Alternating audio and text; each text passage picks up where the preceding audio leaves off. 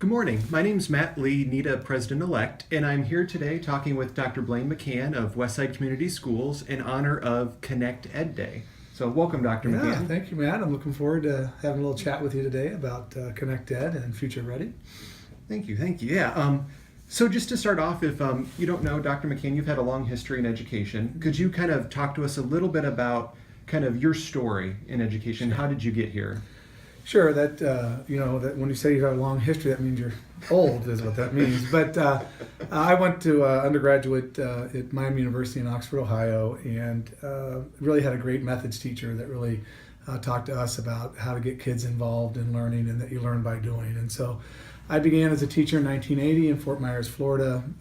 After a few years, I moved to Pleasant Valley, Iowa, where I taught, and then became an administrator in Kenosha, Wisconsin in 1987. So in 2003, I became a superintendent in Shorewood, Wisconsin, and then in 2012, I moved here to Omaha in the Westside Community Schools.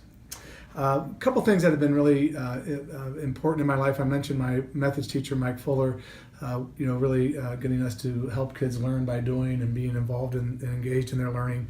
But also I worked with Stanford University when the Accelerated Schools Project was located at Stanford, and that project really was helpful for me in how to engage our staff in this important work of really around constructivist education, where kids are able to develop their own meaning about what they're learning.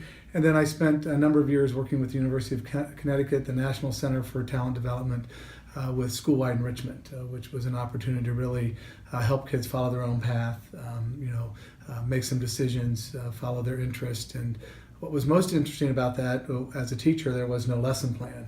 So that was always most difficult, as we really helped kids drive their own learning. And that kind of helped me arrive at this point where I think technology has intersected with what learning is becoming in the 21st century. So I think that kind of transitions nicely to my next question, which is really, how did you get involved in ConnectED, and kind of specifically, how did you get involved with this idea of Future Ready? Sure, I think part of what happened to me is, I'm like probably many other superintendents across country, the Department of Ed sent out an email about Future Ready.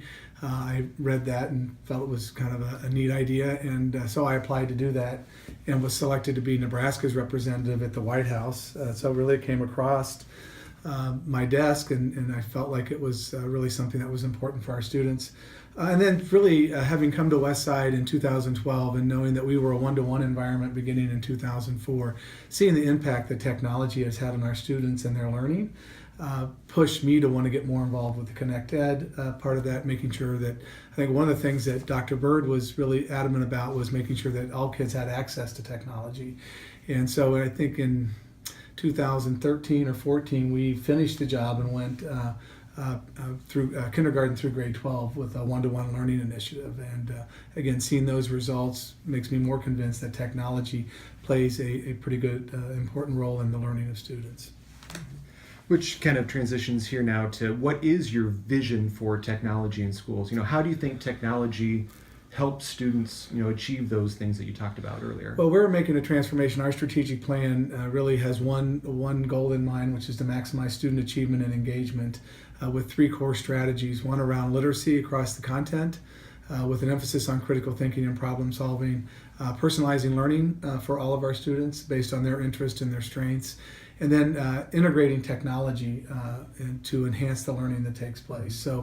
So our vision really is about technology. There's an old study done by Benjamin Blue called, I think, the Two Sigma, where they understood that mastery learning was really the way to go in the early 80s. We just couldn't scale it up.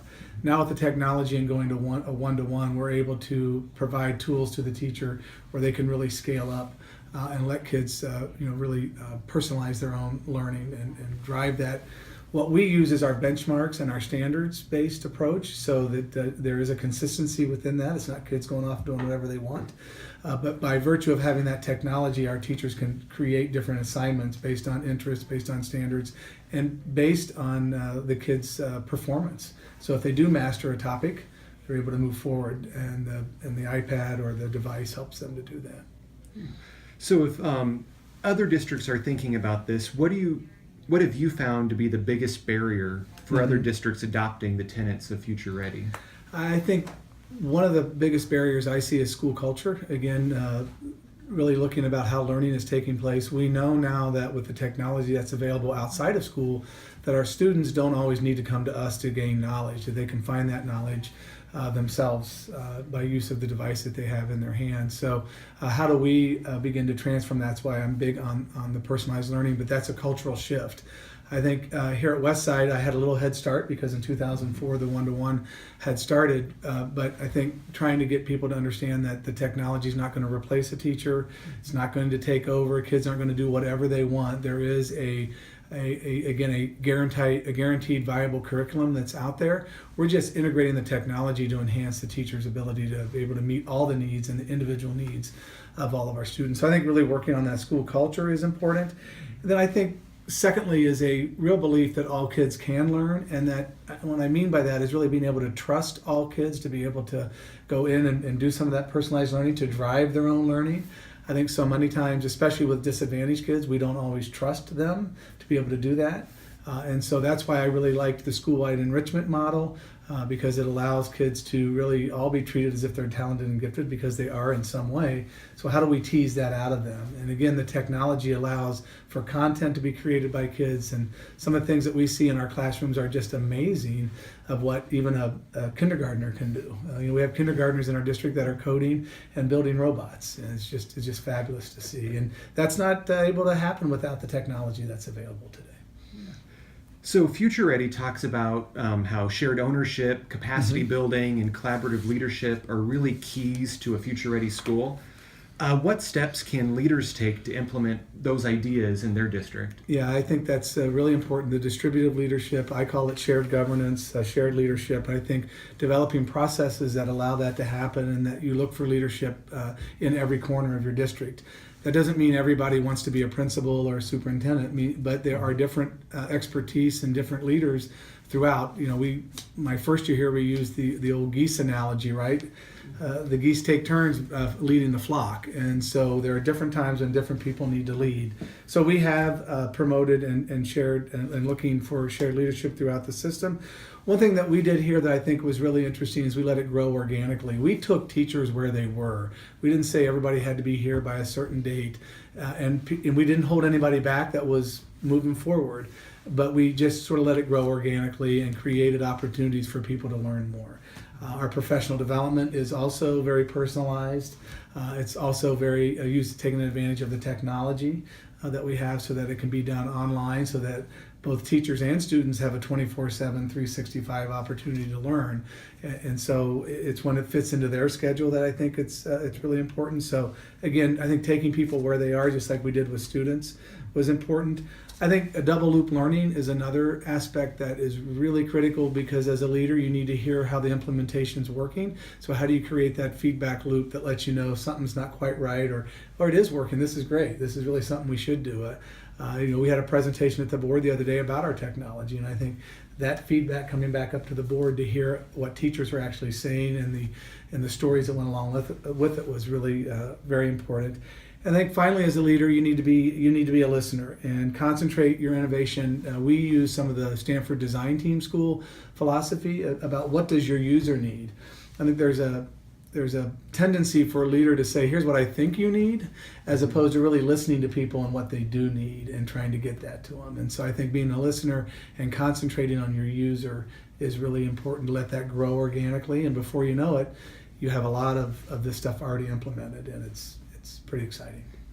So, yeah, it sounds exciting. Yeah. What are some things that you've done to support and implement Future Ready directly? Yeah, I mentioned that our strategic plan is really focused, and I won't go through it again, but is really focused on connecting kids and families and really helping every child pursue the path that they feel is important to them. And that's where that personalization comes in. Now, we do that based on a foundation of a guaranteed, viable curriculum with best teaching practices, strong professional learning communities for our teachers to be able to work together. So our strategic plan is really focused on that career-ready, college-ready type approach, really with one goal: maximizing student achievement and engagement. We want that to happen. Specifically, I mentioned our one-to-one learning initiative. That's now preschool through grade 12. We have an emerge group of technology integrationists that go out in our elementary schools, and they're working with their colleagues to help them feel more comfortable how to use an app, how to use the technology, and how to integrate it into what's happening in their classroom. I mentioned personalized learning. Flexible spaces, one thing that we've done, we've looked at flexible spaces, flexible learning groups, and we're also working on flexible mindsets. We want kids to know that there's a growth mentality there, that they can learn this and that they can achieve. Implementing the school-wide enrichment model, that's just an opportunity where you can dip your toe into some personalized learning pieces, some using technology or not, it depends on what's needed. But again, that school-wide enrichment model really lends itself to helping kids learn how to drive their own learning and be responsible for their own learning. And then finally, our design team process, which is really about that distributive leadership piece you mentioned. We are moving away from the term called school improvement and moving more towards school design. While we'll migrate things that have been working for us over the years, we also want to give teachers permission to redesign what their classroom looks like, whether it's through flexible spaces, flexible furniture, the way that they teach their kids. So we want them to really redesign, and we'll have a pretty strong emphasis on allowing our schools to create their own goals, and then how do they design and how do they make sure that all kids are maximizing their achievement and their engagement as a school. So the other thing I mentioned, trusting learners, but also really pushing the critical thinking and the problem solving. I think those are opportunities for kids to really get involved in the learning, go deep into it, and really take some responsibility for their learning. But you have to trust them to be able to do that, because not everything works the way that you might want it to. So I mean, it sounds incredible, the stuff that Westside's doing. What are some steps that other districts might be able to take across the state? Sure, I think as a leader, it does start at the top. I think working with your school board, if you're a superintendent, to be able to work with your school board, to be able to help them understand the need for this. And one of the things I talk to people a lot about, I've been reading a book by Tyler Cohen called Average is Over, but he talks a lot about being on the right side of technology, and part of that is with the continued growth of artificial intelligence. It's how do people integrate themselves with the technology. I just saw a commercial by IBM this weekend. Watson says, together we can solve all the problems, right? Knowing that there's always a human component to any of this technology that we're doing. So being able to have those conversations. When I first arrived here in 2012, I sat down with the board and had a conversation about the vision that we had about personalized learning and how technology could help with that. So get involved, be a learner yourself, stay current with educational trends. I think that's really important, and be able to share that. Understanding that technology is here to stay, and how we help our students, as I said, integrate with that technology is important. It is a 24/7 environment today, learning environment. And then finally, trust your students. Drive their learning, let them drive their own learning using technology, demonstrating the mastery that they have in all the different content areas. So it really comes down to creating that culture and the conditions for a lot of this to grow organically. Otherwise, it gets hung up. And I think also kind of letting go of your ego and letting other people be able to lead that is pretty important, because there's some really smart folks out there that really see the need to do it. And your kids really, like I say, I'm amazed all the time at what our kids produce. So lastly for you, as NEDA, we're a group of educators across kind of the Midwest, mainly focused in Nebraska here. But what can Nebraska educators, or just educators in general, do to really support ConnectED and support Future Ready? Well, I think take the pledge, if you haven't already. Take the Future Ready pledge. I think that's really important. We've been doing some work with the Department of Education with regard to their open source pieces that they're trying to create, both with teacher lesson plans and then also with professional learning. We've probably concentrated more on that professional learning. I will say that Westside's professional learning department is one of the best I've ever been around, and I think that's been a legacy here that we really invest in our folks. So I would say, those steps, get involved with the Department of Ed, the things that they're doing. The president, when I heard him speak, it's so compelling because he wants every child to have that access. One of the barriers that I see, we've sort of taken away the barrier of the device, but again, how do we make sure that every child's connected, throughout the area or our community. You know, I've talked about putting Wi-Fi on buses and parking it in parking lots, or putting a router on top of our schools, and you know, I just haven't done it yet. You know, we talk about it, but I think that for me, that's the next big piece: is how do you talk to local municipalities, and how do we create that connection so that all of our kids are able to get online at home.